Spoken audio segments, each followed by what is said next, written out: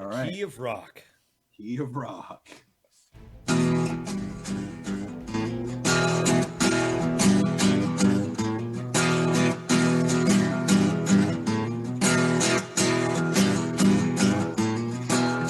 headed down the road to find the key of rock. You know this is my path, there ain't no way to stop. This is what I'm training for. The key to open every door. And if you block my way, I'm gonna make you stop.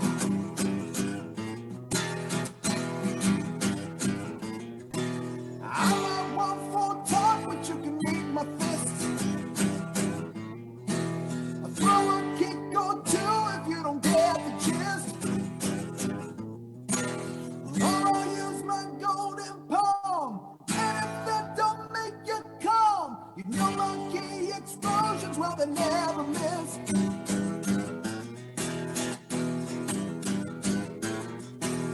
Whoa, empty out your mind. Where the key of rock resides, no one will be left behind. When the key flows, it's gonna be our time to rock.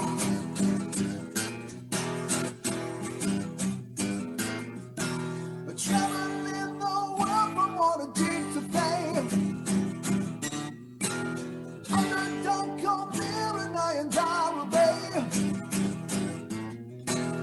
Teaching the even-handed way, making evil doers pay, keeping their own secret of a single day.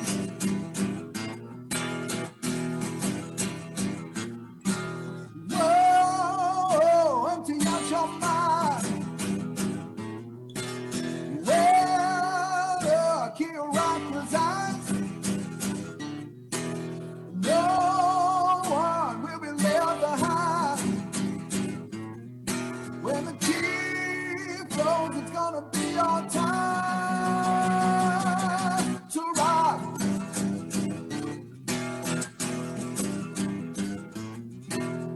I can feel the spirit of keep building up in me. Even with my blindfold on, that spirit helps me see. Following my senses to embrace my destiny. Key of rock is unlocked, loaded to be free.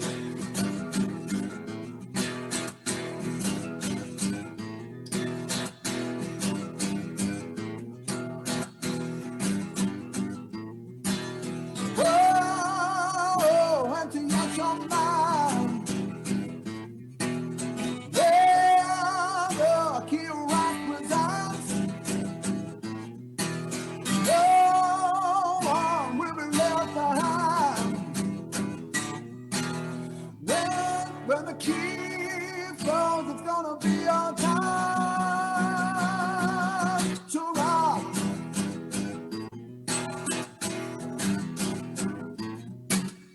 Yeah.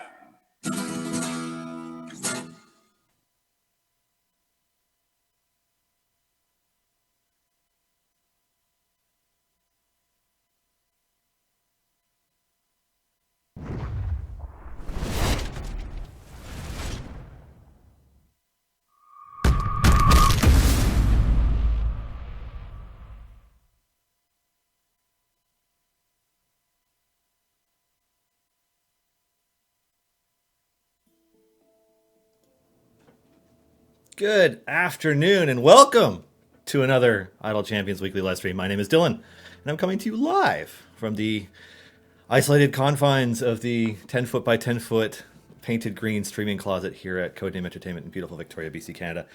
Before we begin, I would like to thank Dungeons & Dragons for hosting us on the official D&D Twitch. It is and will always be an honor to be here. Shout out as well to our moderator and co-producer, Jay, as well as our executive producer, Erica, for helping keep the show going. Today you just have me. Not to sell myself short or anything, but I am here. I'm going to be tackling the first of the new adventures for this week. And while doing that, answering questions from you, if you have them. But at first, I thought it might be fun to for me to ask all of you a question. So the early birds will get to participate in this poll. And I will check the results of it in 5 or 6 minutes or so. In the meantime, I'm gonna get this thing started. Hey, Owen, welcome. Hello. Into the unknown. No, not based on the popular song sung by Indina Menzel as part of a moderately popular animated movie that may have made more money than any other animated movie ever. No, this is just the prologue of our Out of the Abyss campaign. And right as I said that, I realized that I had intended to bring a copy of the TRPG book in here so I could show it off so that the title of this episode would make sense since it's from the back of it. But anyways, so I'm going to get this started and I'm going to start setting up a formation that will probably just, bludgeon, beat, destroy their way through this rather easily because I have so much favor in my Grand Tour campaign at this point that, hey, I can buy everybody instantly. So yeah. What am I going to do? What am I going to do that's different than what I normally do? I am going to... Oh, I know. Okay, yeah. I'm gonna see how far I can get this formation to go without adding any click damage or anything. I'm just going to add speed champions and just try and get this going as quickly as possible. Where's Briv? There's Briv. Who else is fast? Melf. Melf is fast. Minsk can sometimes increase things slightly, so I'll make him my DPS. No. Rosy DPS? Really? You guys want Rosy DPS? I mean, I'll do it. Yeah, that's weird. But yeah, I'll do a Rosy DPS formation. I guess this spot's better. Or is it just a... Yeah, all right. But doesn't... Rosie requires female characters that are younger than her in order to be awesome. So...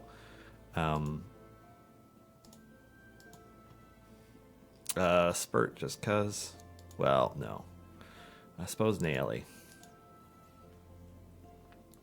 Dragonbait? Dragonbait? Oh god, too many suggestions.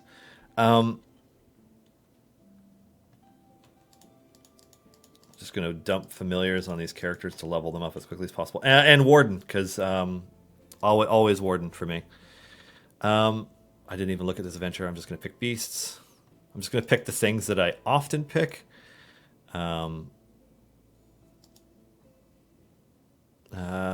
Speedy. Confidence in the boss. Yeah. Let's see how far this can get over the course of the stream today, because that's amusing. There's just a couple minutes left in voting in the poll. I will share one chunk of information about the next champion coming to the game next week. But I'm only going to pick one. And if you guys manage to tie one of them, because I know you guys are clever, and I watched you do this once before where you intentionally created a tie. If there's a tie, I'll just randomly pick one of the answers that are there. So if you were hoping to have a multi-way tie so that I would explain all the things, no, I'm not doing that. Yeah. Is there a C&E secret code? There are... I was going to do 2, but then I realized if I did both hands up at the same time, that's 4. But there are 2. Or is there? Maybe there's only 1 today, actually. I should double check. I should actually look. I should know the answer to that before I say something. No, there's only 1. Yeah. Anyways, it's getting close. Should I vote? I don't really have a horse in this race. Although I'm curious to see that their bio is what's ahead. That's actually a pretty smart choice. Their bio, I mean, formation ability 1 is the first formation ability for any of our characters tends to be what their entire design is based around. So that's also a good choice. But their bio, I will happily read out their bio, which it looks like that will be the winner with half of the vote, half of the overall vote. Okay. Give me one moment to pull that up. Bum, bum, bum, bum, bum. I'll do my best reading voice. Okay. Born in the cogs beneath Sharn's lower city, Lazap's remarkable intellect elevated her to the trade fair district, where her mechanical genius became highly sought after by the dragon-marked houses. Lazap's first invention was a functional mechanical arm to replace the one she was born without. Now she leads an elite team of engineers in cutting-edge research and development. Following the discovery of a mysterious eldritch machine, Lazap's was brought in by House Caneth to ascertain the purpose of the device. Shortly after, both Lazap's and the eldritch machine disappeared, never to be seen again. There's a little more to that story coming with the champion spotlight, but that is the bio for our next character. So yeah, I hope you liked it. I might repeat it again later on in the episode, but for now, somebody asking if I could soft cap on level 1. Yeah, I can soft cap off the first enemy killed, Garwar. Yeah. Warden is the eldritch machine. Warden has absolutely nothing to do with Lazap's. I can say that. As much as it would be fun to create some sort of continuity between our characters that originate from Eberron. Yeah. Can you give us the obligatory close-up on your cap? Oh, on my hat? Yeah, sure.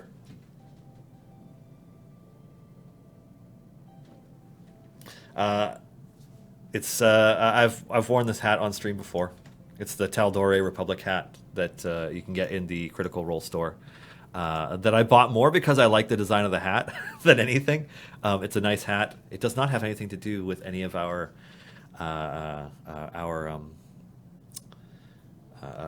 hidden things. Yeah. The hidden code is more related to content. You did say you wanted a challenge. You know what? Dave the Aztec, I read your response so late that I can't actually remember what it was relevant to. Do you drink iced Earl Grey tea in the summer? I don't usually. That being said, I do drink tea that has gone cold on a very frequent basis. Yeah. You said you wanted a challenge. Oh, it's about using Rosie. Yeah, that makes sense. I mean, at this point, being able to soft cap off the first enemy killed in the Grand Tour campaign, or at least on the current soft cap, characters are so geared and leveled, and I've got everything, so they just kind of tear through. Although it looks like my Rosie keeps freezing in place at the moment. Couldn't tell you why. But yeah, it's kind of I'm just excited, honestly, that we're going into the Underdark because there's a lot of really cool stuff there. I thought that Out of the Abyss is,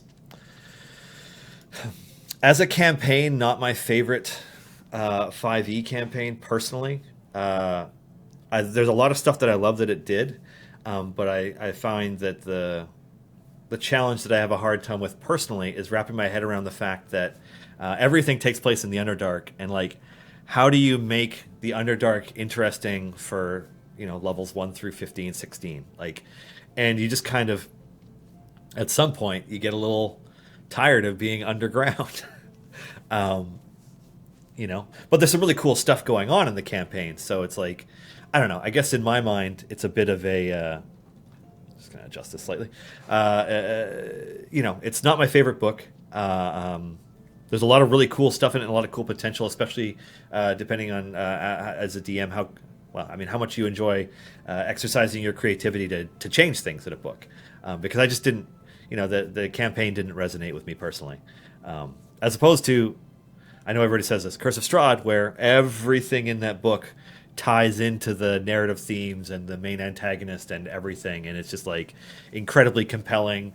There's just a depth to that story that is really, really compelling, that I like a lot. And I was a big fan of the Tomb of Annihilation book as well. That was a really fun adventure to play through. I thought the dungeon at the end was awesome, totally awesome. But I kind of wish that it was two books. I wish that there was the Tomb of Annihilation book, and then there was the Chultan Peninsula book that was all the other locations and lore things and things going on and areas that are in the Chultan Peninsula, from the Dread Domain that's in the southeastern part to the, everything about the city of Mesro and what happened to it, and like all that stuff, because it's just like Chult is so big that trying to put it into one regular sized campaign book without anything more to build onto it was a little I don't know, not disappointing. That's not the right word for it. It's just like I wanted more from the area around it. There's some really cool stuff in Chult, but it's not the easiest thing to discover. And I'm currently DMing both a Waterdeep Dragon Heist campaign for some family that is getting relatively close to the end.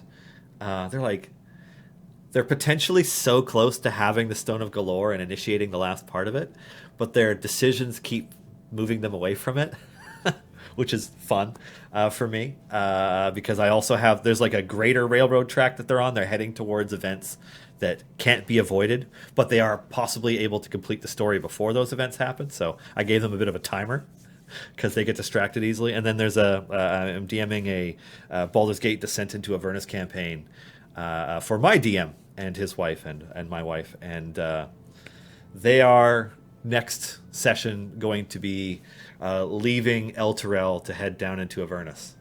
Assuming that's what they choose to do. I suppose they could do something else, but they're kind of at that point in that campaign. It's pretty fun. Why is Menzo Baranzan on the Underdark map twice? It is? I haven't actually looked at the Underdark map yet. But if it's on there twice, that can't be right. Is that... Let me double check something.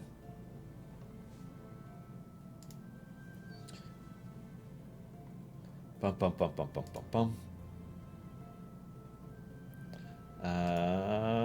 Because we should have a map on our end that I can pull up and look at just to see what you're referencing. My guess is that it's just we accidentally labeled something twice. It'll probably get fixed. Because, Menzo Baranzan shouldn't be on the Underdark map 2 times. What does soft cap for first kill mean? So Zet Sukarag, I'm assuming chat probably got to this 3 minutes ago, because they're way ahead of me on some of my questions and I kind of bounce around.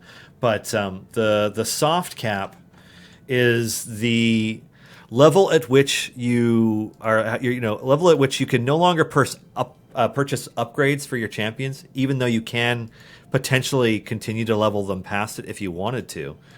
But the power increases are almost completely negligible. Like, you might be able to find a reason to justify leveling up your DPS or your tank further past the soft cap.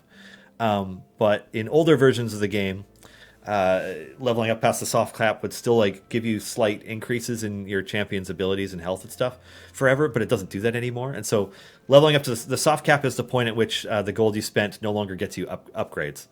And so I have E90 something favor with Torm. So my first enemy killed will explode in a shower of a virtually unquantifiable amount of gold. I mean, I know it's E90 whatever, but something that is beyond your imagination in terms of how much gold it physically would be, which is more than enough to fully level up all of the champions in the formation to maximum. So that's just kind of how it rolls. I'm at 75 already. I'm 15 minutes into this.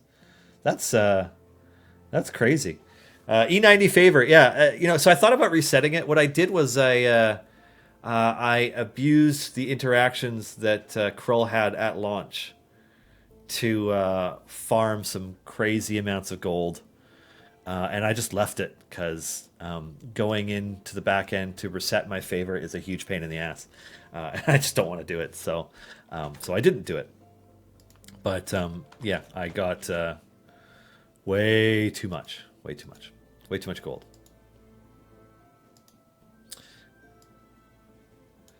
The entrance to the city versus the city itself. I mean, that's possible too. One of the interesting things about these maps is, like, especially when you look at our map screen, which I can actually still just pull up, right? We'll just go to the time gates thing because it goes to the campaign map. But like, we have some of these cities as just a dot, but like really Luskin is like this area around it, right? And certainly bigger cities, like, hey, it's Waterdeep. Like, Waterdeep is massive. Well, actually, no, sorry, it's right here. But Waterdeep is huge. It's not just this little dot here. It's like this whole stretch of coast. So, you know, it could be that we have two dots there. One is the entrance to Menzo Berenzen, and the other one is the heart of the city itself or something. But yeah. Yeah. Let's see. Anybody else showing 2 affiliations for Archon? Yes. So, this was mentioned on stream quite a while ago, but I'm not sure if we've revisited the subject recently. Archon the Cruel, while affiliated with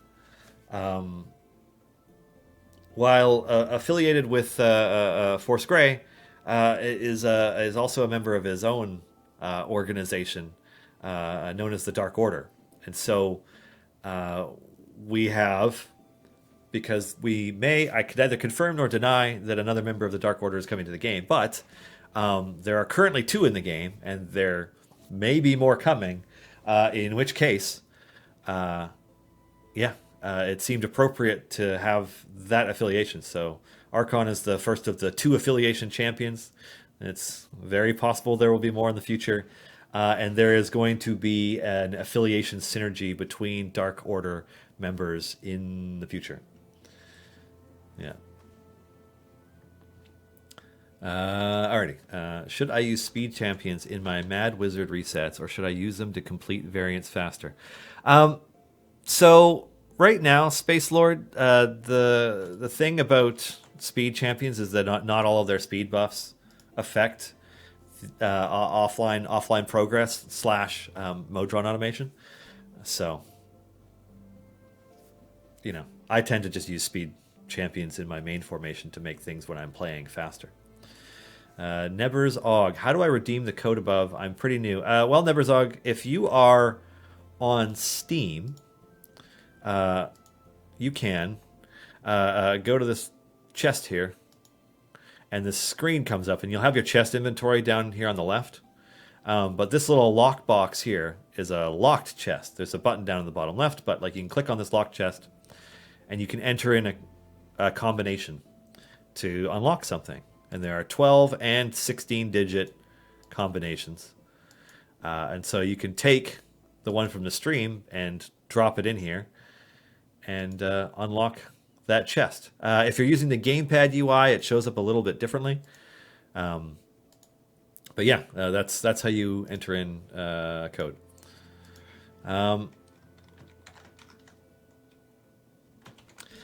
Speaking of synergy, is Nova ever going to be a part of the Aerois pool? Oh yeah, so I actually followed up with Kim to see what it was that she had said specifically on stream, because I didn't want to potentially spoil anything in advance. So she had only mentioned that Nova's Aerois synergy ability will be coming when Lucius comes to the game later this year. And what I can say now is that the ability is called Cosmic Resonance.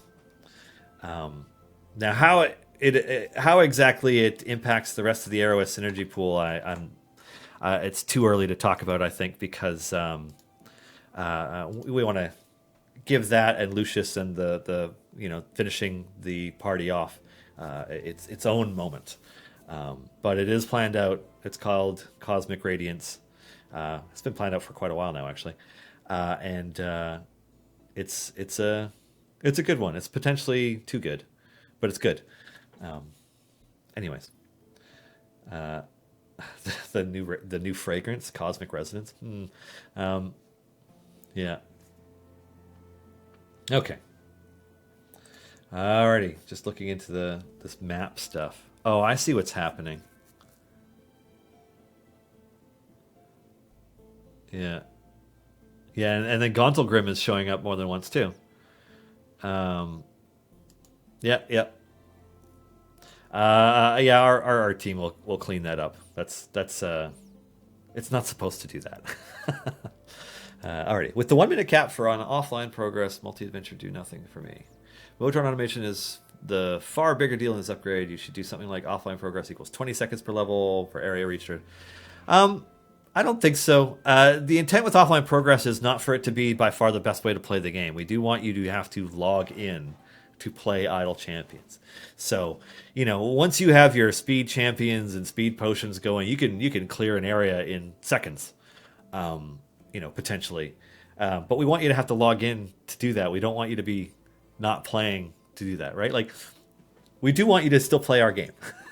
So, I don't think that we're going to be accelerating offline progress.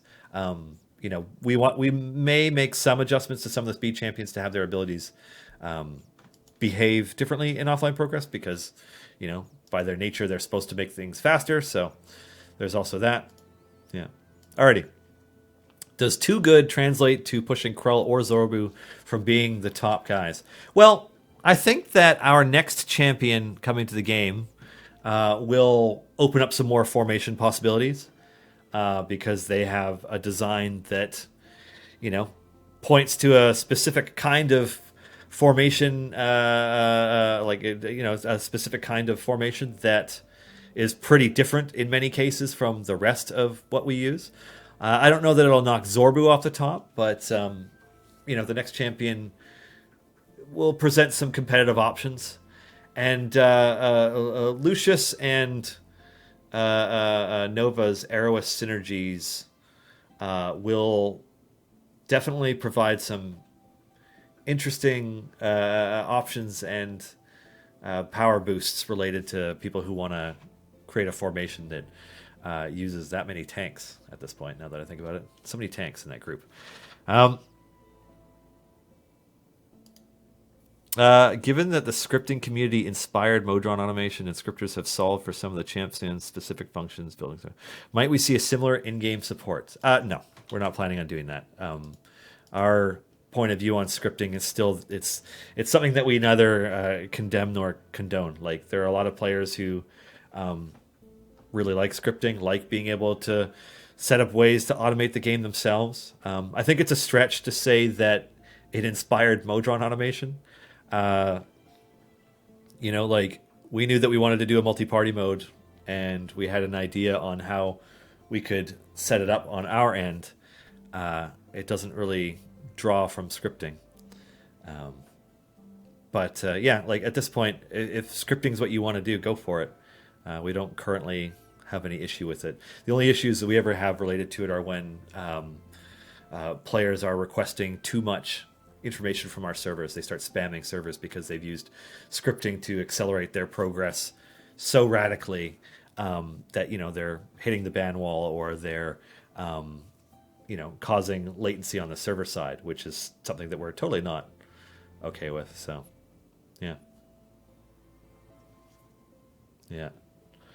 03, 09, 2020, somebody's making an assumption that it's month, day, year instead of day, month, year. It's day, month, year.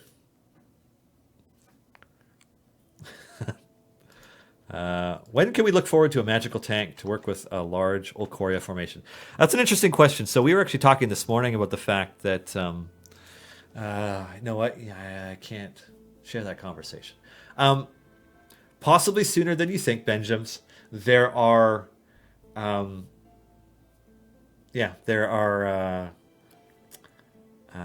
there will be updates on that topic, I guess, in the near future. But I don't have an ETA on it, and so I don't want to talk myself into a corner and get anybody in trouble.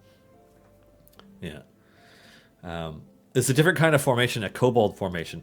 I mean, I'm not going to say that Ishii is going to turn into the top DPS or anything. But, Ishii or, other champions who are more vertically challenged may have a reason to unite together into a formation with the next champion that comes to the game. Yeah. Man, sometimes it seems like Briv skips a lot of areas, huh?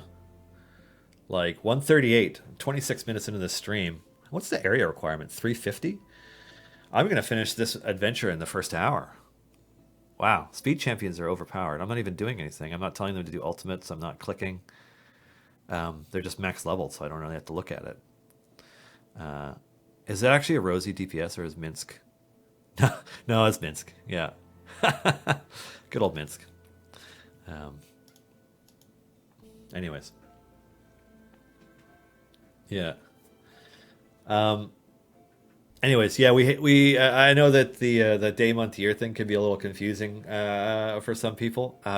It was less confusing with the last expiry because it was very obvious that something that expires on a 27/08/2020, it's like, oh, well, the 27th is obviously the day. But yeah, I do day month year just because it makes more sense than month day year, which I just can't stand. Yeah, I don't know. I mean, you want the increments of time to make sense, right? Like days, which are smaller than months, which are smaller than years, or vice versa. I don't know. Maybe it's just me. Maybe I live in a weird fantasy world. Hi, Lauren. Welcome.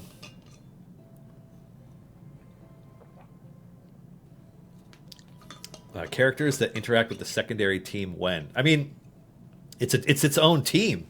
It benefits from all the synergies and formation abilities that you set up for it. So it wouldn't make any sense for a character in one formation to be impacting another one. Like the other one might be somebody adventuring through the Nine Hells, where your main one is going through Chult or somewhere else on Toril. So yeah. Anyways, any more? I can't answer questions about that. What I can say about the next champion is that you should totally tune into Griddle Champions tomorrow morning to learn more, because there will be more to learn tomorrow morning during Griddle Champions. Starting at 10 a.m. Pacific. Don't say I never gave you anything, Sean. Anywho, so how are you guys doing? And not just like how's your week going? Like, how are you guys doing? We've been living in a pandemic, semi-state of lockdown, new state of cleanliness. Well, for some places, world for a while now. I got my mask sitting here beside me that I wore into the office to come do this. We're like setting up our office to put in like desks to have gaps between people and like plexiglass barriers so that some people in the office can come. Some people in the company can come back in and work in the office. It's been an interesting time. It's a ridiculous paranoia experience. Yeah, I mean. Certainly, if you are somebody who is immune compromised or has any kind of pre-existing condition that makes you especially vulnerable to COVID-19, it would be a very nerve-wracking and anxiety-ridden time. One of my closest friends, one of my best friends, in fact, that I've known since I was 4 years old, has a compromised immune system because of medication he has to take, and this has been really, really rough for him. I have seen him in person once. Since the beginning of March, and it was from 10, 15 feet away. It is what it is. And, certainly here in BC, our caseload has skyrocketed. Well, for Canada, I mean, it's all relative, I guess. But not a lot of people are in hospital or passing away from it, thankfully. but people who aren't worried about it because they're young are not hesitating to go out and do things they shouldn't be doing and spreading the virus around right now.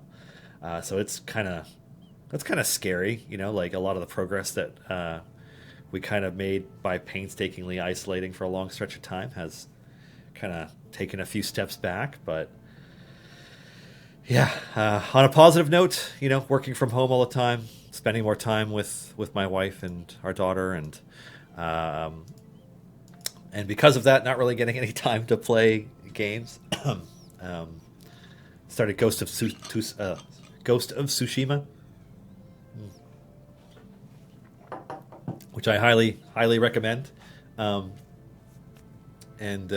Yeah, it's been a trip, bit of a wild ride. Oh, throat's drying out. I don't normally talk this much in a day anymore. I used to travel 150 days a year. Yesterday was my first plane ride since March 14th. That is a hard change, and I have no idea if my life will go back to the old way. I'm in sales in the tech consulting business, and seeing my clients is a big part of my job. That's a crazy challenge, Starfish 711. I know that our CEO Eric is one of those people who travels a lot and regularly as well. As part of the games industry, we have a number of events that we normally participate in. We would usually be at PAX West now, or setting up for Labor Day weekend's next week. But we'd be getting ready for PAX West right now. Normally, we would have sent people to Gary Con and Founders and Legends and Gen Con, and we would be getting ready for our Extra Life and all this stuff, and like none of those things are happening. And then our devs, like, they go to GDC, or at least they used to go to GDC. They didn't go this year. It's a big adjustment, especially for people who travel. Yeah. What about the rest of you? Are you guys, the rest of you, doing okay as well? I know that there are some adjustments for everybody, but it's missing the cons this year has been an extra bit of strange. Yeah, I mean, I agree, Lauren. Like, first of all, like, cons is the only time I see you in person. Come and say hi to you and Luke and maybe catch up a bit. And like, didn't get to do it. Didn't do D&D Live. Didn't do any of the PAXs. So haven't reconnected. You have a sort of people who attend a lot of conventions. You have a sort of like a convention family that you see multiple times throughout the year. In some cases, possibly more frequently than you see some members of your own family, because you have a regular cadence of events. And it's weird not seeing any of them. So yeah, you were missed. Yeah, the pros of cons. Yeah. I mean, cons have always been where you catch a cold. So, or in my case, when I left PAX East last year, I had an allergic reaction to something that was like not life-threatening, but severe, that didn't fully subside for months afterwards, because I was dumb enough to try a skin cream that I shouldn't have, that did not go well for me. That was really unpleasant and a huge dampener on my trip to Hawaii right after PAX East last year. But yeah, conference flu, con crud, whatever you want to call it, is something that happens. I imagine all conventions are going to have some different hygiene standards from here on out. Like, even when things go to come back to normal, even when things transition to where we're having regular large-scale in-person events again, I expect things like masks and hand sanitizer to be pretty common at them, in a way that they haven't been before. Yeah. No, I didn't have an allergic reaction to PAX itself, Orca Leader. I was staying at a hotel that I will not name because that's totally unfair to them.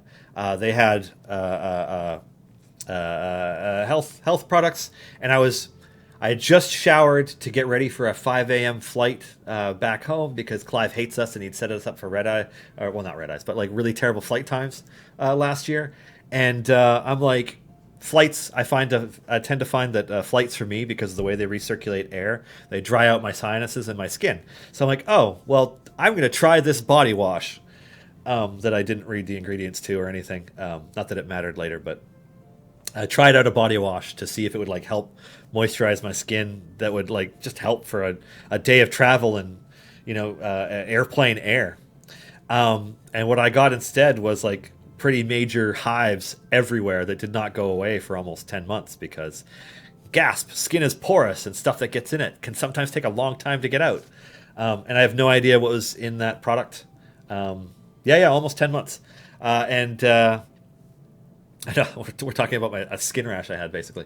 But I didn't have any reason to think that I would have a reaction to it, but in retrospect, I tend to use like natural soaps and stuff at home. So whatever it was, whatever they had put in this product, the hotel was actually very helpful and very apologetic when I like contacted them, like, hey, what was in this? And they like took photos of the bottles and like tried to show me, and it's just, it was brutal. So that was unfair. It's not something I would expect to happen to everybody. I have really sensitive, soft brown skin. I don't know what to say. So I'm going to change the subject because this is starting to get kind of odd. Does gold find on champions affect gold find in offline modes / B team? Yes. Gold find on champions affects... It does, but, at the same time, like, it does have an effect. Does it speed things up? Sure. But in general, offline progress is checking to see that you can make the progress. And so like it runs a sort of complex simulation of what's going on. And so when you click over, it does the calculation and figures out where you should be. So Dylan, what's your stream about today? Yeah. I mean, I don't mind talking about it. It's just like, I didn't get con crud at any of the cons over the last year and a bit. I didn't get it from either PAX East or PAX West in 2019. But I did have an allergic reaction to body wash, which was very unexpected. Or like a moisturizer, which is also just not something I'd ever dealt with before, and that sucked. Yeah, it rubs the lotion on its skin and it gets the hives again. That's funny, if a bit disturbing, since that's from a quote from Silence of the Lambs. Yeah. Anyways, this is the quality content that keeps you coming back. Okay. Anyways, a champion I would like to see is a DPS / healer for the no support champion patron variants. Could heal the party for a very small percentage of damage done. Tuck it in there behind Archon and push. That's an interesting idea, Jason Olt. I would love to see something like that too. Like maybe I don't know how they would heal others, but like that just makes me think of blood magic and of some of the. There hasn't really been a lot of blood magic type stuff in official 5e printed materials, but you could find some really interesting things in some of the materials on DM's Guild. I remember that the book that what's it called? I'm just gonna look it up on DM's Guild because I don't want to give you the wrong name. Xanathar's lost notes to everything else. So there were a couple subclasses in it that are like sort of blood magic related subclasses where there is healing. Like one of them, you spend hit die to heal and deal damage and like take damage, and like it was very interesting. And I think that was a book that who worked on it? Oh, tons of awesome people. James from D&D Beyond. James Hake and James Introtrasco, Rich Lecoufflair, Sean Merwin, Cindy Moore, Satine Phoenix, Rudy Rutenberg, Lisa Chen, Will Doyle. I really liked Xanathar's Lost Notes to everybody else. I highly recommend you check it out if it's something that interests you. I picked it up when it came out, which was probably a while ago now, actually. This title was added to our catalog on December 8th, 2017. Oh, man, 2017. Okay. But my most recent DM's Guild purchases over the course of the pandemic have been the 4 volumes of the Uncaged series and Keith Baker's Exploring Eberron, which I highly recommend, especially since some bits of Exploring Eberron influenced the upcoming Champion Spotlight. Alrighty. Alrighty. Let's see. Crazy Matt Captain. I keep seeing that the second party gets up to a point and then it never hits a point where it is not progressing. It just gets stuck at a point where the progression marker half fills and nothing more. I feel like I need more context for that, Crazy Matt Captain. Like, yeah, in order to try and help solve for that, I would need a lot more information. But if you think that it's getting stuck at something, and it's getting stuck, and you can't figure out why, like, you can open an in-game support ticket. I just you just got to give Sean as much context as possible to try and help diagnose that. Did the list of ingredients include itching powder? No, unfortunately not. But basically what I noticed was that the ingredients list was such a massive, long list of chemicals because health and beauty products, as it turns out, I don't know how well they're regulated because I don't know much about it. But there are a lot of things that can get put in them.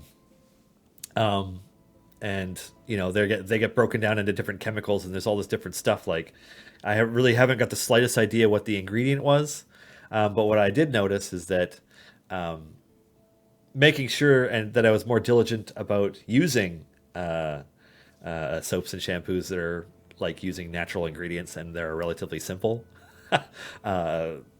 helped. Yeah, eventually. A non-support speed champion. Oh, that's an interesting idea, Dave the Aztec. Yeah.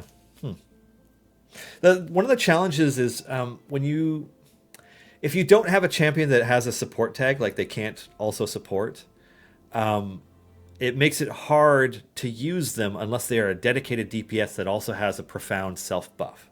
Because a lot of champions are tank supports or dedicated supports or gold pine supports or whatever, that you rely on having a support in every slot except possibly your DPS slot in order to reach the highest amounts of damage that you can do. So it's hard to think of a way to use champions that aren't in any way a support. So yeah, a non-support speed champion. It's an interesting idea. Can we get more Salvatore created heroes? A whole slew of Bainray and other Menzo characters and folks like Ladu Illustriel and later books, please. The only thing I can say about that, Starfish, so we want to include more lore characters. And following next week's C&E original Goblin Artificer, we have two lore-based characters, although they were both created during the era of 5e, so they're not old school R.A. Salvatore or Ed Greenwood or what have you characters, but we do have more lore champions coming. Certainly, I can make a note. Yeah, we tend to get more requests for some types of characters than others. Yeah. Alrighty, I'm waiting for C&E Dildren.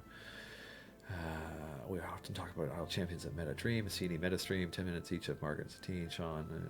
That would be weird. That would be weird, Michael USA. Alrighty. Non-support speed champion, please. It's good to know, Real Bunny Beast. I mean, I don't know that we even have a separate... We have a separate tag for speed champions now, right? Don't we? No, we don't. Okay. Interesting. Was the Bright Swords event delay covered? It hasn't been delayed. We had intended to have back-to-back non-event updates over the last 2 weeks. Because what happens is, last year we adhered to our event every 3 week schedule so consistently throughout the year that our events started falling on dates that are getting further and further off when they should be in the calendar, which is to say that many of the in-game events line up on the calendar of Harptos or whatever they call the Faerunian calendar. They line up with certain dates on it, and we kind of like line them up with the right times of year on our calendar. And we were starting to get them too far off when their dates should be. So back-to-back updates is why it just helped us push Bright Swords to the spot that we wanted it to be at. It wasn't because the event wasn't complete or anything like that. It was actually completely intentional and part of our production schedule.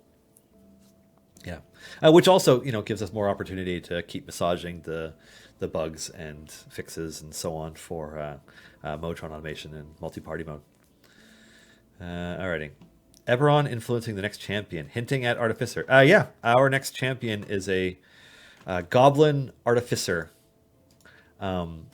with using the Armorer subclass, which was in an Unearthed Arcana this past February, but which I suspect will also be included in the Tasha's Cauldron book coming up. Because they mentioned that there's a whole bunch of subclasses coming in there. And my guess, I mean, I haven't seen the book, and they haven't sent us a copy of it or anything, so we don't have any official information on our end yet. But my guess is they did, 4 rounds of subclass testing, maybe more, over the last year through Unearthed Arcana. And so my guess is that many of those in the post-testing, the post-testing version is going to show up in Tasha's Cauldron of Everything, which is really exciting because I liked quite a few of them, especially the psionic-based ones, because I've been pushing for psions to be a part of 5e, but I will settle for psionic-based subclasses and talents or feats and stuff. Yeah, that's great. I was able to unlock Azaka today. Tried to unlock Dragonbait, but that boss is a pain. Yeah, unlocking Dragonbait is a significant challenge increase compared to Azaka. Azaka is like, in terms of, I wouldn't want to say that it's a mid-game thing, but like Dragonbait is supposed to be further down the road for most players to unlock. He's quite far into your gameplay, so. Azaka, immediately unlocking Azaka and going to Dragonbait is a challenge. Alrighty, is everybody else's Nova still bugged in that it doesn't have an accurate brain count? Sage, I don't know what to tell you about that one. I know that it's something that has been discussed a lot on our end, and we've talked about it, but I couldn't tell you where the fixes are on that one. So if it's a bug you're still seeing, despite changelogs saying otherwise, like saying that we fixed it, please submit an in-game support ticket. Assuming you're using the latest version of the game and all that. When and who for is the best time to use a shiny potion? You don't get to choose who for, Zadok, right? So my suggestion for using a potion of polish, assuming that you have the time and the patience, because this is hard.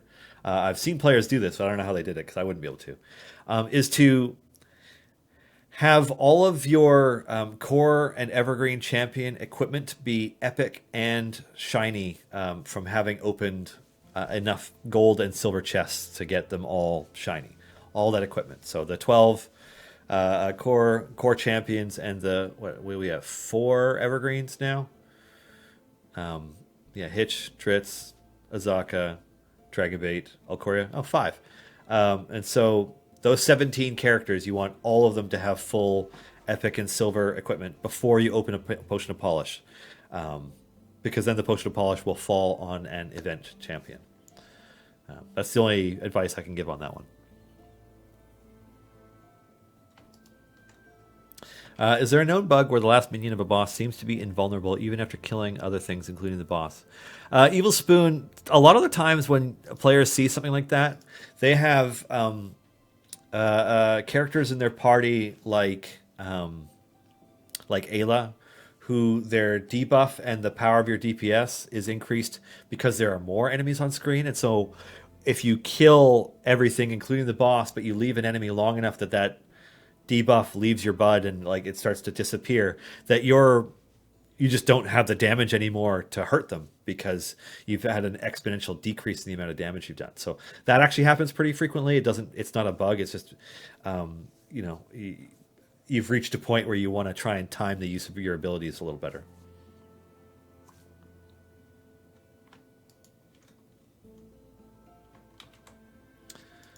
Alrighty. I think Dritz needs Zachnafane as a champion. It's an interesting question. I haven't read any of R.A. Salvatore's newer trilogy. But as I understand it, there are some characters from his books that are no longer antagonists, but are either anti-heroes or just straight up protagonists. And then they also, introduce Zachnafane, which is interesting. I don't know. I don't know anything about him personally, except that he's got a familial relationship to a really famous character. But yeah, I mean, is Zachnafane a character that people really want to see in the game?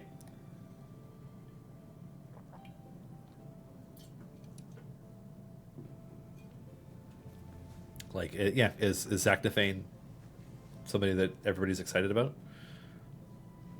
Because I don't really know much about him. I'm just gonna. I mean, I know who he is. I just don't know much about the character. He kind of just looks the same as his kid.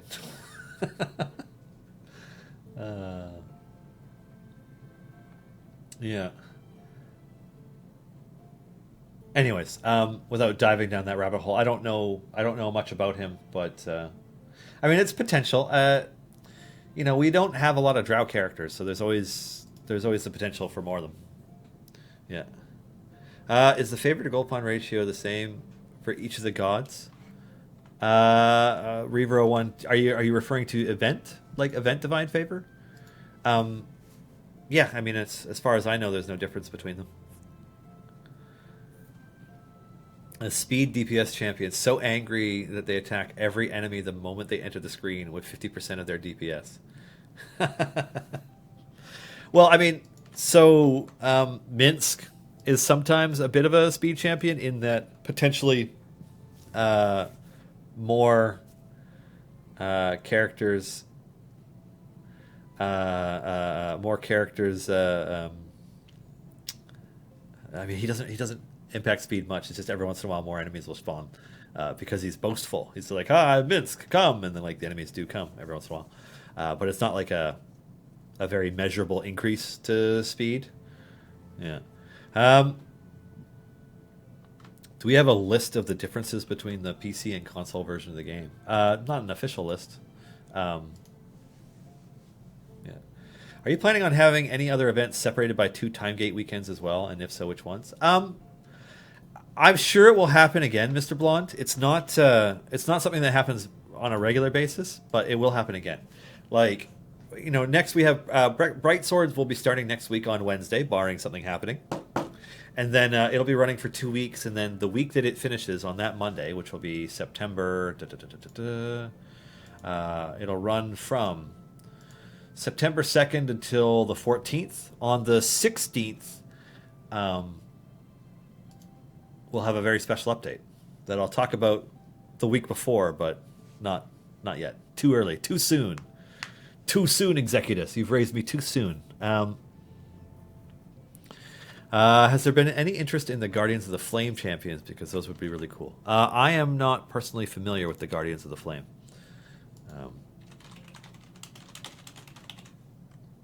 Bum, bum, bum, bum, bum. Okay. Interesting. I don't... So this isn't a distinctly D&D thing as far as I know, so I don't know that it's something that we would ever consider. And my gut says that it's also something that Wizards might be like, no. Because they have veto power over anything that we want to put into the game. And also, like, Wizards of the Coast as an entity has multiple IPs to pay attention to, and they aren't super big on blending things like having D&D and Magic the Gathering crossover much in any way. Like, while they have put some effort into creating some campaign setting books using the D&D using the 5e rule set for Magic the Gathering, there isn't really any actual like crossover between them. Dritz has never shown up in a Magic set, and Chase Bellerin has never shown up in a D&D book, and isn't likely to. And so, like, on that note, characters from Ravnica or Innistrad or characters from Kryn are also highly unlikely to make their way into Idle Champions. Despite, Raistlin Majir being an awesome character. Yeah.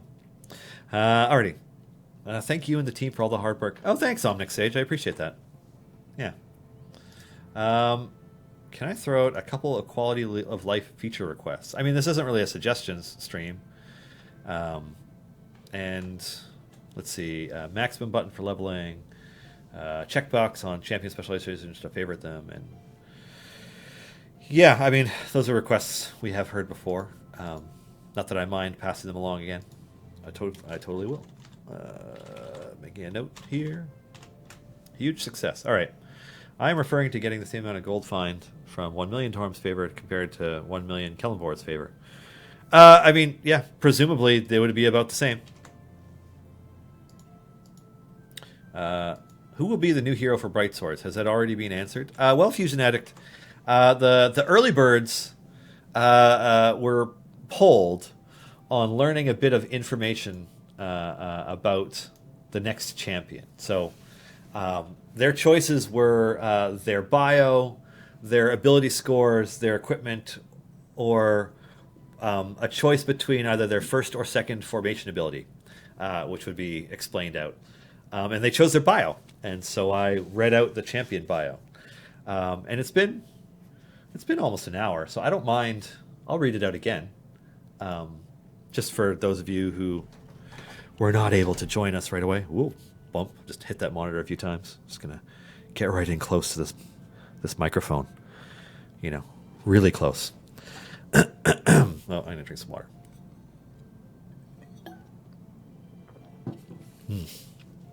Okay.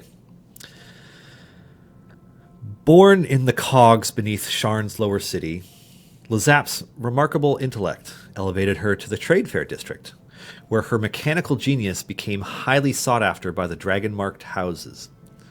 Lazap's first invention was a functional mechanical arm to replace the one she was born without. Now she leads an elite team of engineers in cutting-edge research and development.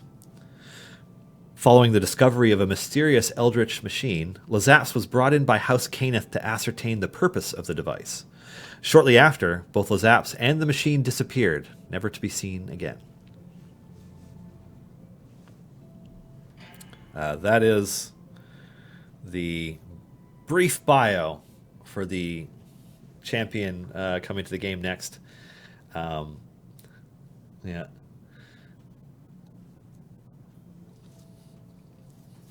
Anyways, it'll be fun. All that info and more coming with the champion spotlight and other reveals. Is that Lazap or Lezap? It's Lazaps. So fun fact.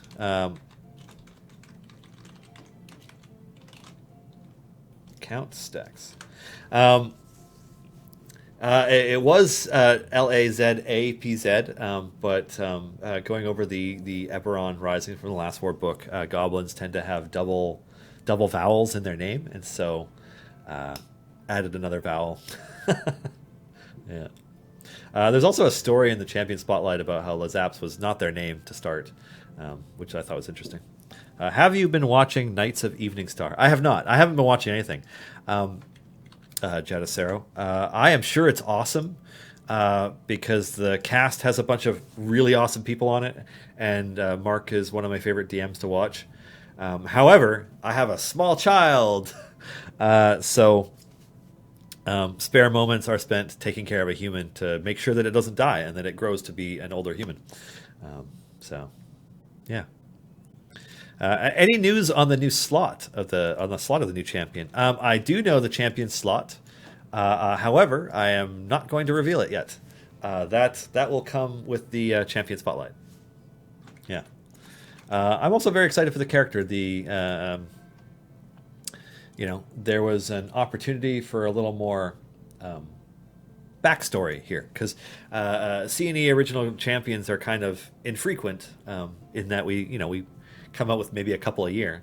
And so we yeah, there's you know, there's a good chunk of backstory that really just offers context and personality as part of the spotlight, and then there's the bio and the the design and the story about how the character was designed and all that stuff. And I'm looking at it. Oh, I'm going to have to change the equipment image in this because it's got an old version of the equipment image in there.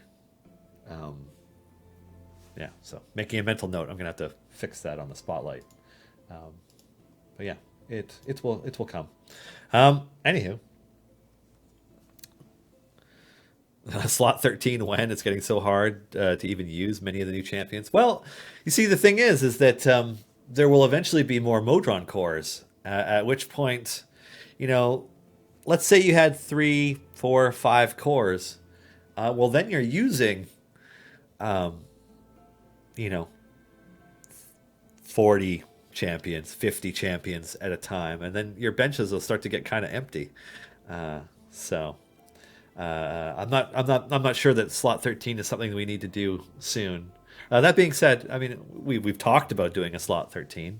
It's a potential option, but it's not something that we have immediate plans for, I guess is the best way of putting it. Yeah.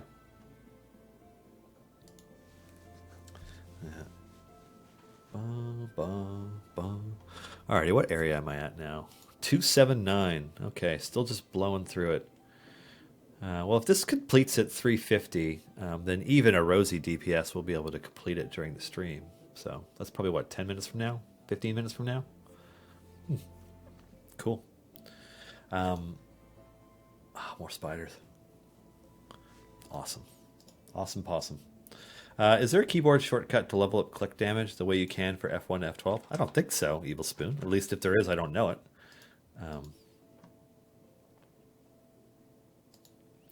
20,000 levels to unlock the automation of core number 2. You're really scaring me with talk of core 5.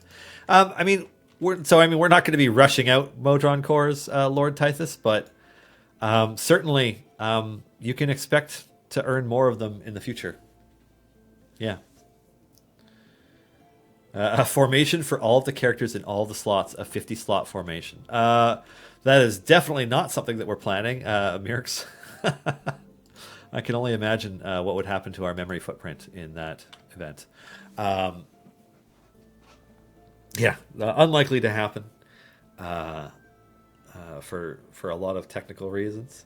But certainly, maybe at some point we'll introduce a campaign where you're attempting to end the blood war, and so you requires all of your champions all to go in at once, and then get overwhelmed, killed, and devoured, and your soul stolen by endless hordes of demons and devils, because that would be awful. Alrighty. Maybe slot 13 could be dynamic with your 4 or 5 least used champions appearing in it. It's an interesting idea. I don't know how, would you just game that? Yeah. It's an interesting idea. Any talk about remaking heroes like Delena? Hey, Delena's good in exactly the right circumstance. We haven't talked about remaking Delena again. We do talk about champion balance updates. I'm not gonna lie, we have been more focused on Modron automation over the last few months than anything else. It has taken up a lot of our dev time, both to build and then now to fix and refine and continue to iterate on. And so we haven't been thinking about champion balance updates. We've been focused on quality of life, basically, exclusively right now, and for the next little while at least.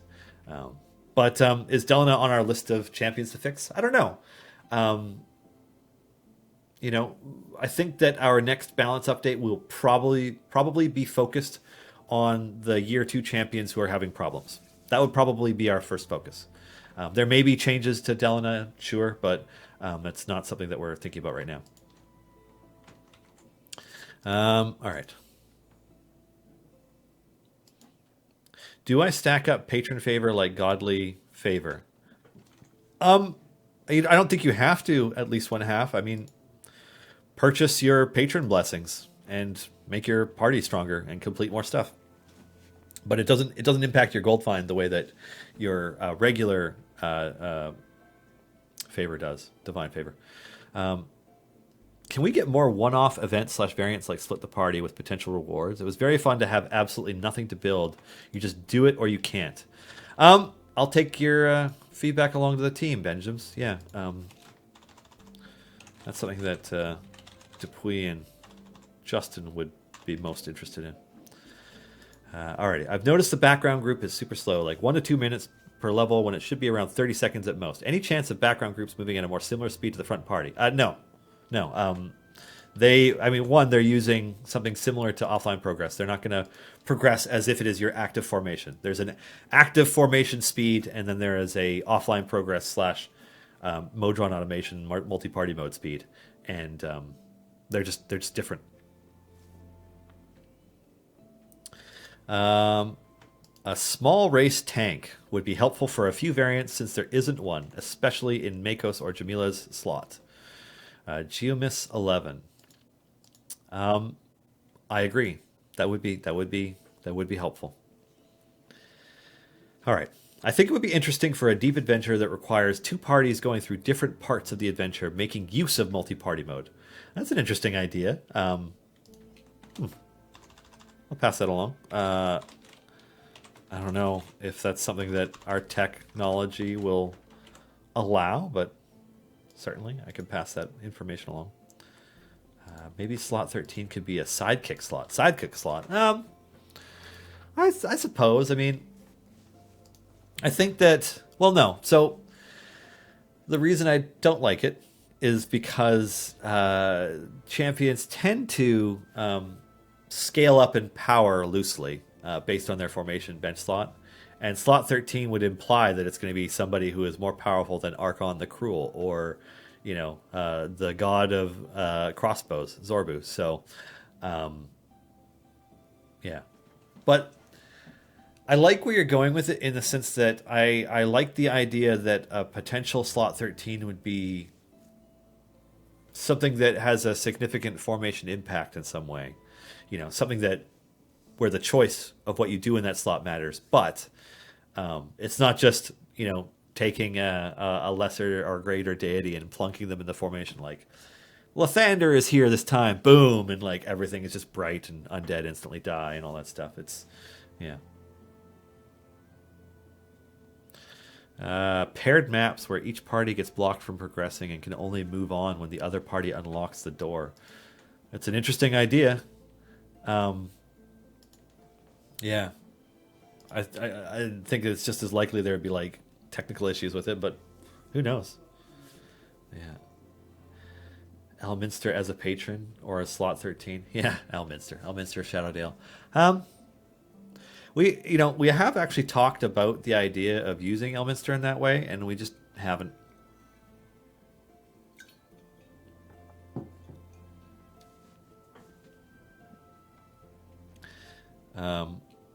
Maybe slot 13 doesn't literally add a slot 13. Yeah.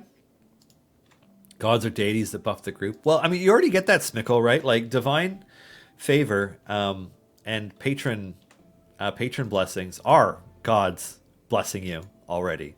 Like you're getting blessings from Tiamat for the Baldur's Gate Descent into Avernus adventure, which is a questionable deity to follow, but I guess that's what you're doing. And there's Torm and Helm and Kelmvor already.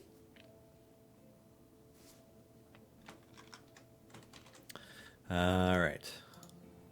I'd be more interested in adjusting the current slot 0 with different options: bigger, slower, click damage, faster, lesser damage.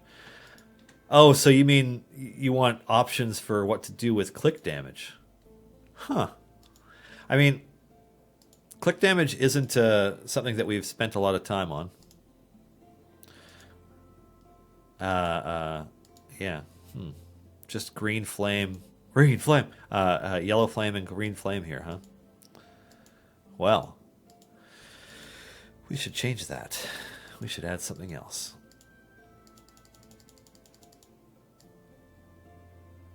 Look at that damage scrolling up. How much money do I have? E123. This will probably be able to level up for a while.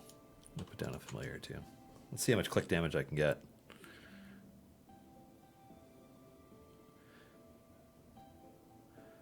Oh man. Just level up my click damage. Sitting here clicking on it. Yeah. Giving click damage a bit of AoE. Well, I don't think that's a... I mean, so right now it is intended that click damage becomes, a less effective method of progression after a certain point. Like, we're comfortable with it being something that you can use to progress early on in the game and to get started and to get through some earlier areas. But eventually we want it to be something that you can't use anymore because it's a bit of a crutch, right? Outside of fire breath potions. Alrighty, so E123 Mimic. How quickly does it kill things? Instantly! Oh man. Anyways, alright, back to it. I do like the idea of... Somebody suggested this on stream a while back. I can't remember who it was anymore. The idea of having different elemental effects to click damage. Like you had, fire and... you had fire damage and cold damage and thunder damage and lightning damage and force damage or whatever. You had it like based off of all the different damage types that were in 5e, and then your clicks could do slightly different things because of it. Like cold damage would slow down an enemy progressing across the screen, or fire damage would make them burn as well, a stacking fire debuff on them or whatever. Like just different stuff, but we've always kind of approached the game with the idea that click damage eventually is no longer the way that you use to progress. We want you to have to use your formation strategy and how you build your formation in order to make it through the game. So, we don't really promote a lot of different click damage related things, but there's certainly interesting ideas on how it could be used if that was something that we wanted to go do. What would you think about having a champion who provides temporary familiars while active? That is an interesting idea, Agaron. But it's also, it like, I don't know. It's an interesting idea. I don't know if I like that or not. Yeah.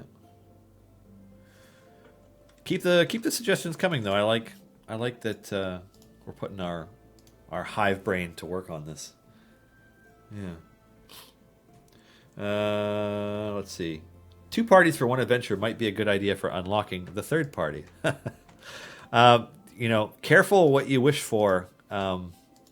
You start suggesting brutally difficult things like that, and Justin may hear you and make that wish come true. So, just so you know.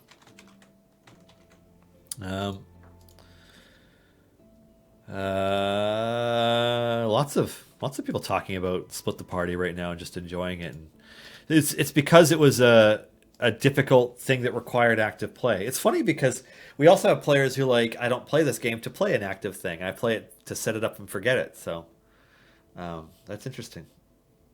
A quick check-in. Has anybody discovered the hidden combination for this episode yet? I'm not seeing it. Oh, interesting. Okay. I didn't mention it word for word, but it was very distinctly tied to something that I talked about already. Anyways. Alrighty. I know they said that Heroes of the Lance aren't Forgotten Realms, but don't we already have Eberron characters? Yeah, we have 2 characters who originated on Eberron and have made their way to the Forgotten Realms. You're totally right. Yes, we do have characters that aren't originally Forgotten Realms characters that are in our game.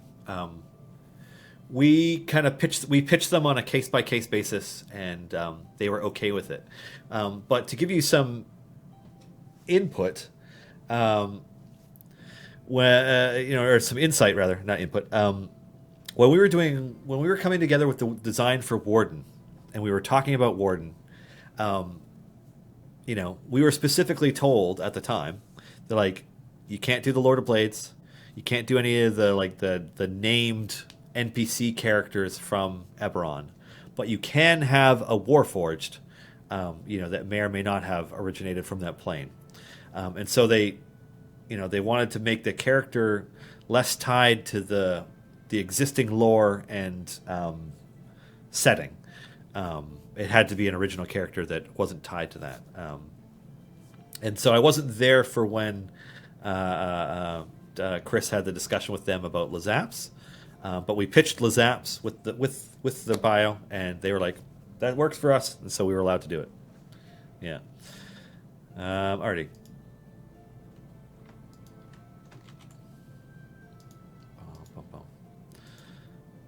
Alrighty. Slot 3 is for the Goblin NPC that your party adopted back at the inn at the start. You get a 3 times bonus while they're alive, but they stay dead if you're overrun. Oh dear. That is an interesting idea, though, Aquarionics. The idea that slot 13 is detrimental party members. Like, they offer some sort of... there's a trade. Like, you're losing a slot where you can have a potential buffer or whatever, but you're trading it for some other effect. That's interesting. Is this Umber Hulk going to kill my characters because I don't have any healers in this party right now? Well, that's bad. I don't like that.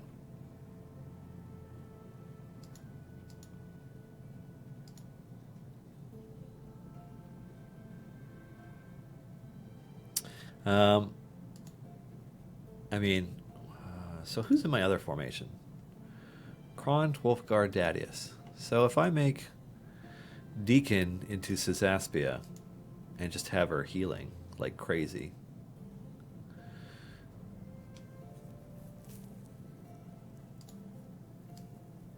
That should prevent us from dying to that at some point. Plus, I just like the way Casaspia looks and is animated. It's a good character. Alrighty. Does buying click damage upgrades affect the Fire Breath Potion effect? No. The Fire Breath Potion just boosts your click damage based on your bud. Yeah. Could be a fun way to combine click damage. You do it with the special abilities on click damage wears off like regular damage does, based on the level. So the weaker it gets, the less the slow works, or the less the fire debuff works. Oh, that's interesting. Yeah. Lots of good suggestions here.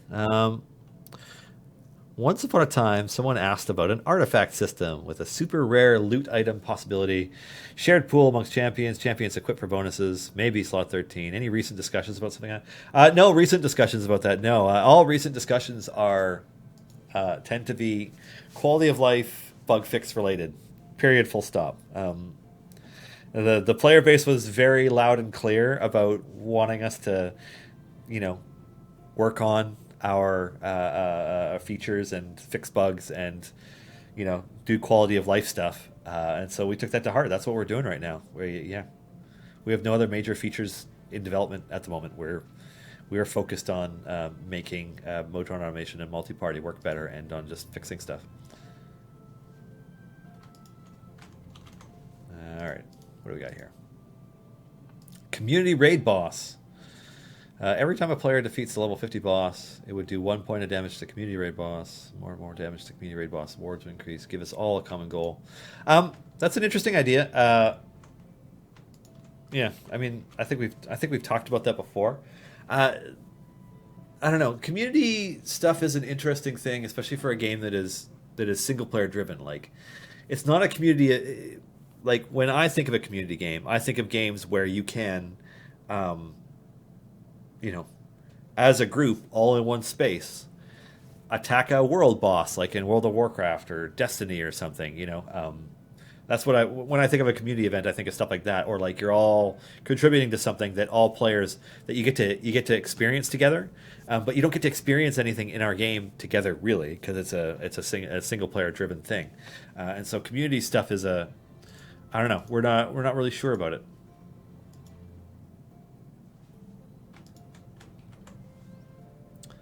Nefarious earlier mentioned equality of life max, but yeah, I got it. Yeah.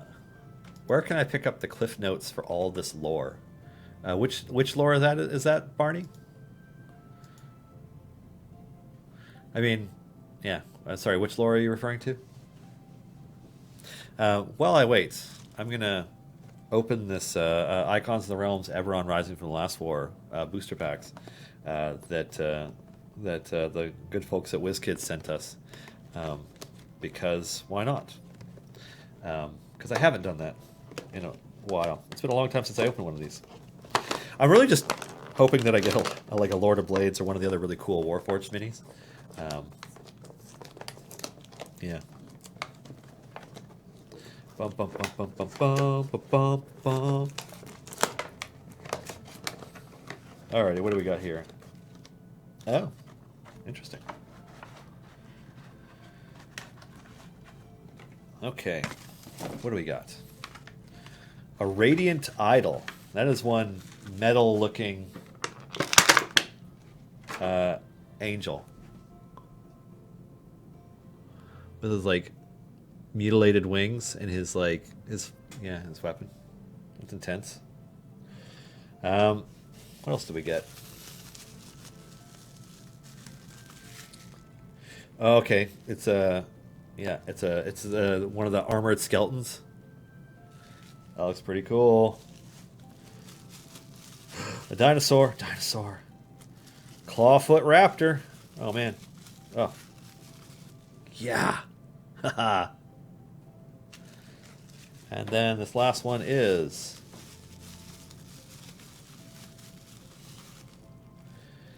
a shifter artificer. This looks like a dude in a business suit at the moment. Cool. Anyways, alrighty. Let's see. You may not be able to enter directly, but to what level are hard variants / hard patron variants tuned? All shiny proposed.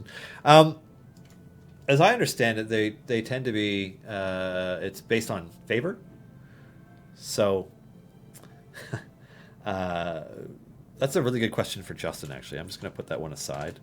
I'm not going to get an answer from him right now because he's busy. But Mirks, that is the perfect question for the next time we have our dev stream, because I can't answer that. Alrighty, the upcoming D&D charity shirt has 3 kobolds in a winter coat. We need that as a champion ETA.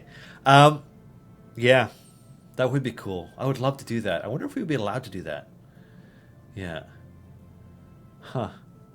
I don't know. I don't know that we'll do that, but that's funny and awesome, and I love the key art that they released during D&D Live this year with the 3 kobolds in a trench coat, like scoping out one of the towns in 10 towns. Yeah.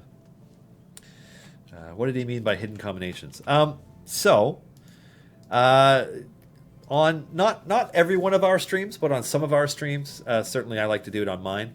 There will be the combination code, which you can see way up there in the top left of your screen. But then there'll be another one tied to the content, topic, or guest or something, depending on what's going on in the stream. Yes. This week's hidden code is tied to the content. It's tied to the content update. Yeah. As soon as I give a hint that starts to allow people to narrow it down, people find them instantly. So I hesitate to give better hints than what I've already said. But it's tied to both this week's content update and something that I did talk about on stream already today. Alrighty.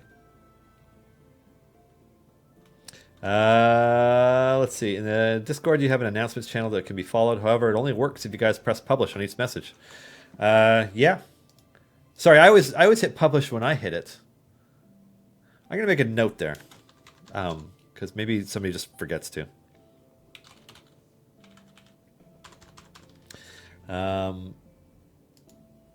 Your other formation shows why we need slot 13. You can throw anyone into it and just reset before the click wall. It doesn't really give opportunities for the good champions who aren't quite good enough to make your main formation. I guess it does. I don't know. I don't know that it does that. Yeah. Has the evil code been discovered? It has not. No. We would definitely notice if that started getting shared. It would be very, very obvious. We could see on our end how many people have used different combinations. So when something gets discovered, we tend to know exactly when it happens. Yeah. Moving the minis out of the way there. Have you guys been working on a next gen version / port of this game? I cannot comment on potential future console releases, platform releases, etc., stuff like that. That stuff is those are the kinds of things that we can only talk about when we have something official to talk about. So, no comment. Let's see. Could fire breath potions get minimum DPS equal to click damage? Mine actually dropped to 100 DPS while my champions were trying to hit something before the familiars did, and it was sad to watch and frustrating as I was trying to cheese Lost in the Deep at the time. Well, I mean, I don't think that they have a minimum DPS. They have it's based on your formation's damage. So if your formation's not doing damage, then fire breath potion is not going to work very well. Yeah. Single player actions towards a community goal is interesting, can incentivize newer players to kill level 50 bosses repeatedly, and older players can scale with high level kills, contributing more, or maybe make it patron based so we are completing this goal for a patron or a god. That's an interesting idea. Accurate Games.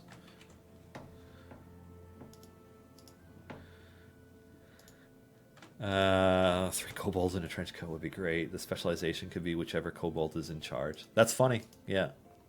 Top, middle, bottom. Oh, man. How often is the hidden code discovered and nobody says anything? As far as I have seen, there haven't been instances of a code being discovered and nobody talking about it. Yeah. Any thoughts on Tasha's Cauldron of Everything, and is it more complete than Garwar's guides? Garwar's guides are very thorough. My only thought about Tasha's Cauldron of Everything is that I'm excited to see it.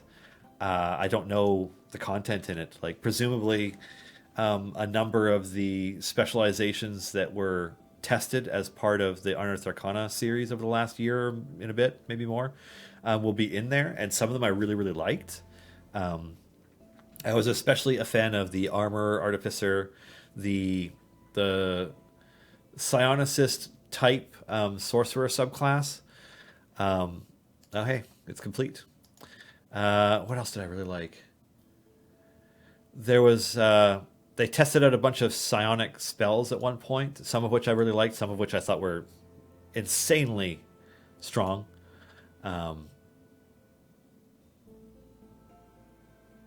Oh, here we go. Down in the Underdark. Let's see how this map looks. Downloading the Underdark map. Slowly. Bing. Alrighty. So this is where it... I see what it does now. Yeah. This will get fixed. Because we have, Menzo Baranzin. We have the version of it that's from the Sword Coast map. Where it is. Approximately. And then we have where it is on our Underdark map. Overlapping it. So, yeah, we'll get that fixed. Anyways. The Prison of Velken.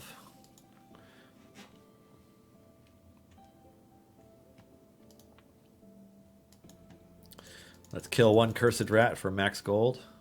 Boom. And then let's make a formation. What kind of formation do I want to make? Let's grab Averin and put him right in the middle.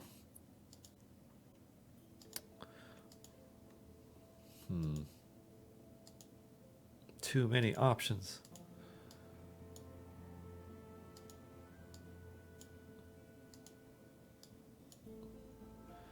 Make it a fast formation.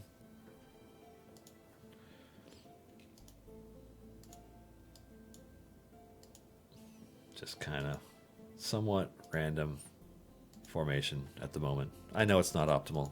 I'm okay with it. It will still blow through the 350 areas that I need to get through for this to finish. Battlemaster. Focus on good champions. Vengeance. War. Focused anger. Solo. In the zone. Metalborn. Dash. 60 seconds. That's everything.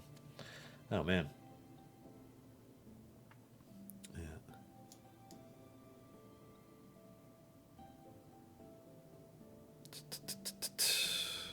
Just leveling everybody up to max so that this spammy stuff stops. Because I find it personally quite distracting when it's ripping away.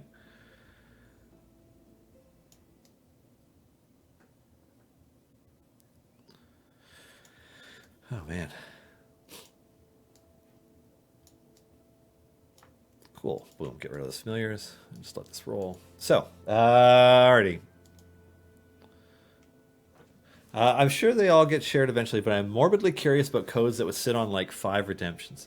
So there's a handful of codes that only, that single-digit users have used, and they tended to be created for very specific things. So there was a time when the easiest way for us to say, give Anna Prosser chests for Evelyn, so that when she unlocks Evelyn, she can open chests for her. We just created a code that was that only she used, that we gave to her. And so that one was like, but what was funny is when we did that, that code was still live in the system years later. And we realized when we started doing hidden combinations, sort of code scavenger hunts, that people were going to start finding any errant codes we had left in the database that did something that maybe they shouldn't, because people started brute forcing the system to find other ones. So what happened was people started finding codes that we had lined up for upcoming live streams because they were, relatively simple phrases or character names or whatever, because we were, for an example would be the C team. When we did the C team thing, we had made all the codes for every one of their episodes in advance and put them into the system, and then people just started finding them early. And so we kind of went back into our system and we took a look and we're like, oh my god, there's a code here for like 25 gold Evelyn chests that lasts forever, because we never gave it an expiry date. So we started retiring codes at that point. We went through, it's like, none of these codes should exist anymore. And there was just a bunch of ones that we had tested out for different things and like making sure that the system worked and what have you. So yeah, it's just it was kind of funny. Yeah. What's today's code? Today's code is up there. Boom, up in the corner. Get out of the abyss. Yeah. You realize they crash the stock market with that kind of coding. Stock trades will never go above this volume, so they set a hard trading limit because it would be a bug, and then it crashed. When do you think the next Modron core or cores will be released? I wouldn't anticipate them soon. Like, there's a possibility, maybe one before the end of the year, but I don't think so. It's a big system, and while we're still working on it, it seems like it's unlikely that we would, while it's currently in development, and we're working on it to have more cores and encourage people to use more systems and so on and so forth. Yeah.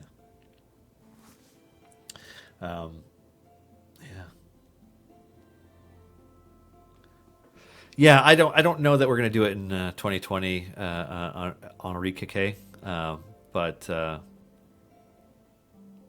mean, it's possible, but it's we're still pretty head down focused on refining the Modron automation multi-party mode system.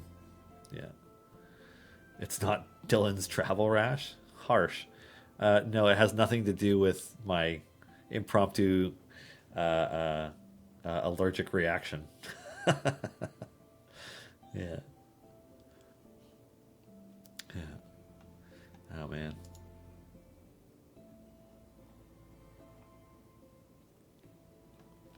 Anyways, I think what we should do is, because we have our next anniversary coming up next month sometime, I think we should bring our devs/founders, our design team, on the stream to have a conversation about stuff.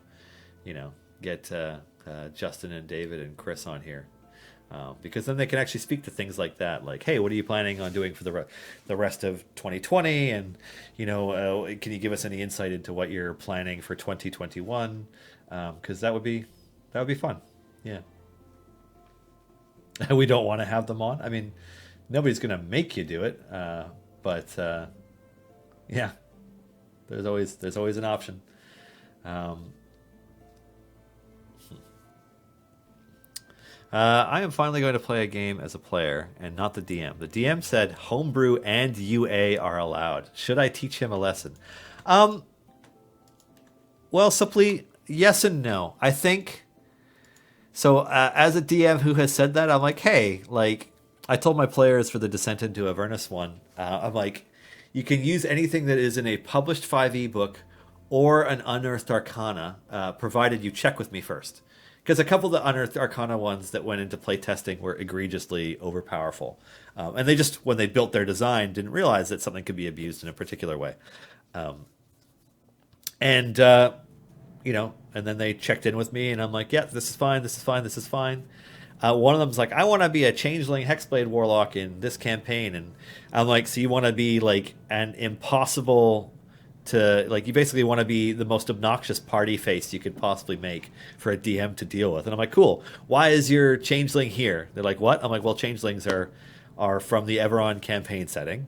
And there's distinct implications on why they are there. Like, there's a relationship between a deity and a race.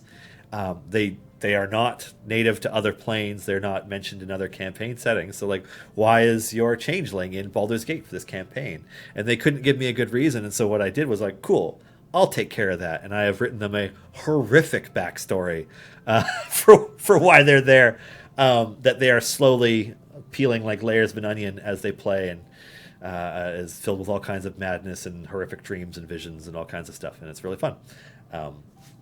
So anyways, when the DM says homebrew and UA are allowed, I don't know that they need to be taught a lesson so much as you just kind of check in with them. Like, hey, can I play one of these? And if they say yes, do it.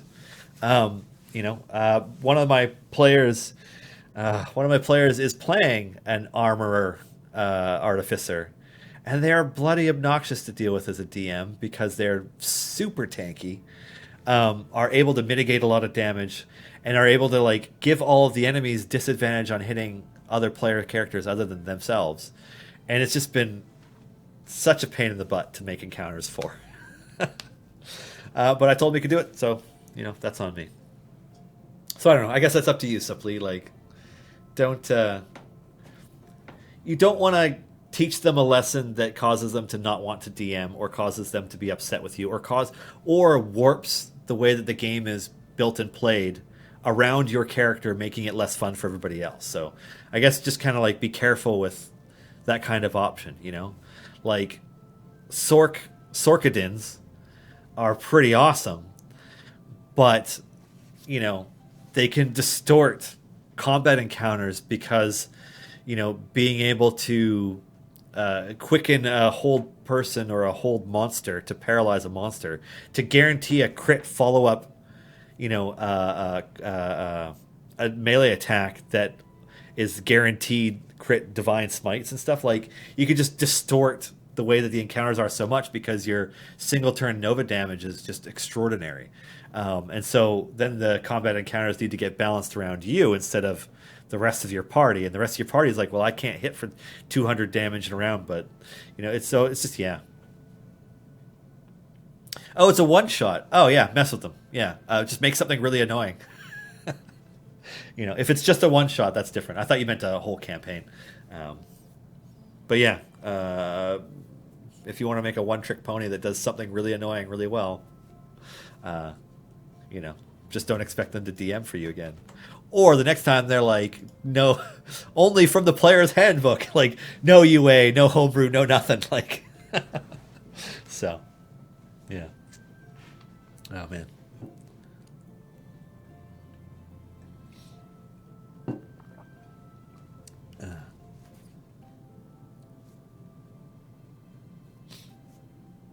Alrighty. Should I check out another one of these?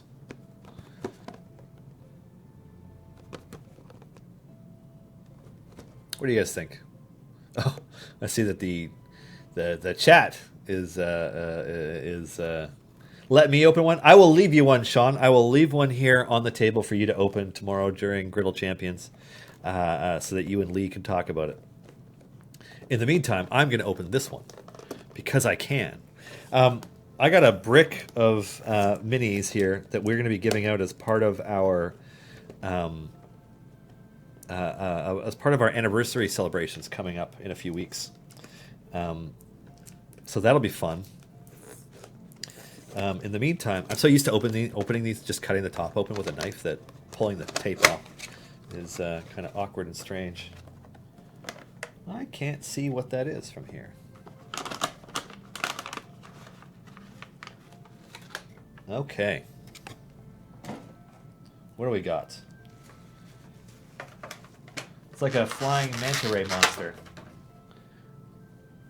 A cloaker. It's like a manta ray with an evil skull face. And like some like pincer hands. That's creepy. What else we got here? Something else is creepy. Bum, bum, bum, bum, bum, bum, bum, bum. Okay, a Sakura Chori. So the Chori are these like sort of ethereal spirit entity things that are part of the Eberron campaign setting. They in the ancient history of Eberron, which is to say, 40,000 plus years ago, when like it was like the era of giants and arcane magics, the Chori could like physically manifest on Eberron. And there was a war between them and the giants, where the giants are like, yeah, you think that's dangerous? Watch this. And they blew up one of Eberron's moons with magic. I'm not making this up. This is actually part of Eberron. So they blew up one of the moons, and it like messed up the celestial alignment so much that the Chori could no longer physically anchor themselves to Eberron. They needed to, be a part of other things. And then that's not to get into the whole, like the differences in ideologies and conflict within the Chori themselves. But anyways, so another one I got was Deern the Corruptor. He's like this weird, creepy, aberrant dude who is like a mind flayer humanoid hybrid and is responsible for illithids on Eberron. There's some really creepy stuff on Eberron, I should just say at this point. And this is, oh yeah, a Warforged fighter. It's got a green cloak, it's got a shield, it's got a sword that looks kind of like a scimitar. But yeah, a sweet Warforged. F yeah. That's what I wanted. I just wanted to open a Warforged. I mean, I was really hoping for the Lord of Blades. Sean, if you open the Lord of Blades tomorrow, I want it. Anyways. Let's see. It's mainly just the way he said, basically, you can use any homebrew or new UA. No need to check.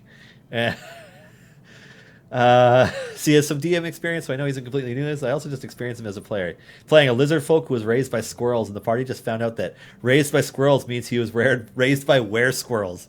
Okay, you know what? That's awesome. That's awesome. That's fun. All right, yeah. I would, you know what, use something radical that you wouldn't get to use normally. Simply like, there's Sean says no. Hey man, if you're not going to give me the Lord of Blades when you open it, I'm going to open the rest of these here right now. I will just open them, and then you won't have a choice in the matter. So there. Were squirrels. That's great, by the way. I love that. Yeah, just pick something that you wouldn't normally get to use. Like pick a subclass option that you've been itching to try from some UA or some DM's Guild product, and just do it. Yeah. So I got two more of these left. I'm just gonna go into the next one because apparently Sean won't give me what is rightfully mine. So I'm just gonna open another one.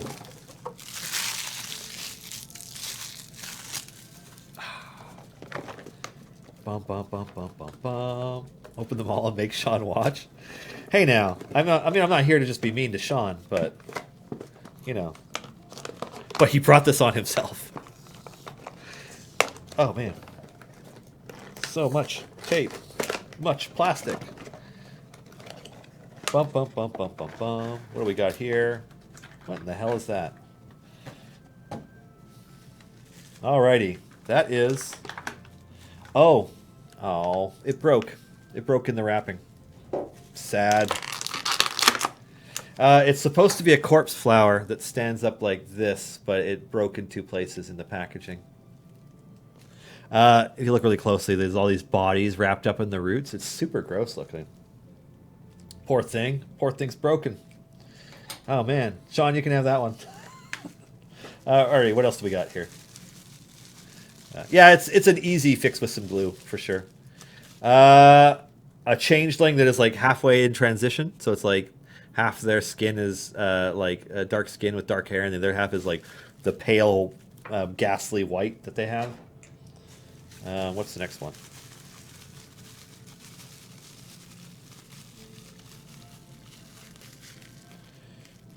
Oh, it's a shifter rogue. So shifters are kind of like hybrid were people. And so this is a shifter rogue in like some studded leather. And the last one here is a dwarf artificer. Hey, this guy looks super cool. Check that dude out. That one's dope. I like that one a lot. All right, Sean. There is one more here, unopened. It'll be sitting right here beside this tub of Lysol for you to open during your show tomorrow. What are the boxes? So these boxes are, they are Eberron Rising from the Last War, pre-painted plastic minis booster packs that WizKids sent us. And so there are apparently 44 figures. I was really hoping that I would open a Lord of Blades. You can see him here on the back. He's basically a Warforged, but he's got like this like gruesome bladed armor and like blade wings, and then like a weapon that has a bunch of blades. He's like if the Shredder were actually a Warforged. Anyways, I was hoping for one of those. Alas, did not get one. If there's one in here, Sean, I know where to find you. Anyways, you could open that. Yeah, huge shout out to WizKids. They are fun folks to work with. You know, they give us... We have a bin right beside me of prizes from them that we're going to be giving away, tied to some different things that are happening in the future. So I'm not going to show you what all of them are right now. But they sent us one of these. A Chardon dragon. Also known as a chunky dragon, apparently, if you according to Twitter. This thing is the heftiest mini I've ever held in terms of it's just like it's got some weight to it. Yeah, it's pretty cool. We're keeping that though. Because it's awesome. It's gonna star in its own series of photos and cool stuff. And we also have I got a box here that says WizKids Confidential, so I can't share what's in those ones. But we also have an ancient white dragon. Also a mini. The wingspan on it's quite large. Or it's not even an ancient, it's just an adult white dragon. Sorry, an ancient dragon would be bigger. Yeah.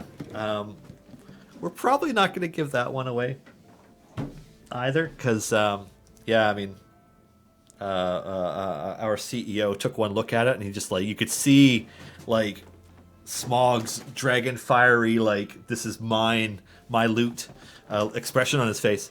And so I don't think it's going to be leaving this office either. But we have a bunch of others that we're going to be giving away as part of some upcoming contests and events and cool things. So I'm very excited about all that. Yeah. But yeah, the box for the adult white dragon and the box for the Chardon, this thing came in a very large box, just like with like layers of plastic holding it in place and stuff. It was super dope. Alrighty. I'm not new to the game, but new to grinding. What's a good way to get speed potions? I'm tired of taking 20 minutes to get to stage 100. I mean, you can get them in chests. So, opening gold chests. We do give away supply chests sometimes as part of our streams, like the Get Out of the Abyss code awards 1 gold supply chest, and the hidden code for today's stream also it gives away 1 supply chest. Yeah. I think you should make it difficult for Sean to get to the box. Hide it somewhere. Why? Like, I'm not, like, you guys are encouraging me to bully Sean. I'm not going to do that anymore. It's right here. Like I said, it's right beside this thing of Lysol. And when I say Lysol, I mean this is the off-brand Lysol, because it looks like our official thing of Lysol is done, and so now we're on to off-brand Lysol. So, anyways, but yeah, I'm not going to hide it. That's needlessly mean. I'm not needlessly mean. Anyways, it is 2:51 p.m. Any final things I can help you guys with before we start to wrap this up? What's the hidden code? It's a bit of lore tied to something that we talked about. Yeah. I feel like at this point, if I try to address it, then people are just going to find it instantly, and then it's yeah. I'm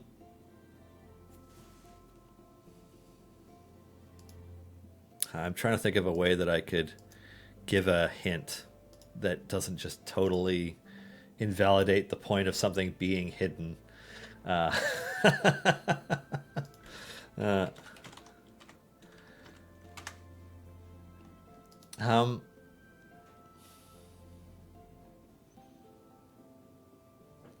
Well, what could I think of?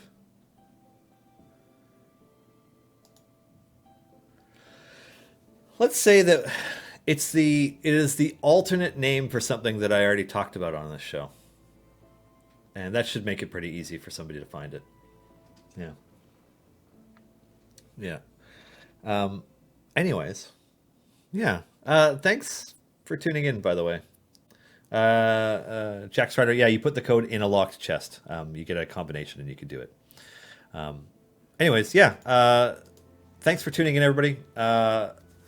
This has been the Idle Champions weekly live stream for Thursday, August 27th, 2020. That's right. It's the end of August. Next week is September. We are already in our 9th month. So, yeah. 9th month of the year. And like, what, the 6th month of isolation? It's been a wild ride. So thank you for joining me today, for participating in this stream, for participating in both the Idle Champions and D&D communities. You guys are freaking awesome. This show exists because of a whole bunch of amazing people, especially our co-producer moderator Jay, our executive producer Erica, and our partners at Dungeons & Dragons, Greg Bart, Pelham, Allison Shawling, and Brandy. Also, huge thanks to WizKids for sending us 3 large crates of things, all the things, and a significant number of which we will be giving away in the coming weeks. Yeah. Take care, everybody. I hope you guys have a great and safe weekend. And tune in tomorrow morning to Griddle Champions to watch Sean open the last one of these, but also to see awesome pancake art because Lee is a great artist, and also to get your first previews of some things that I will mention later. Anyways, take care, everybody. Cheers.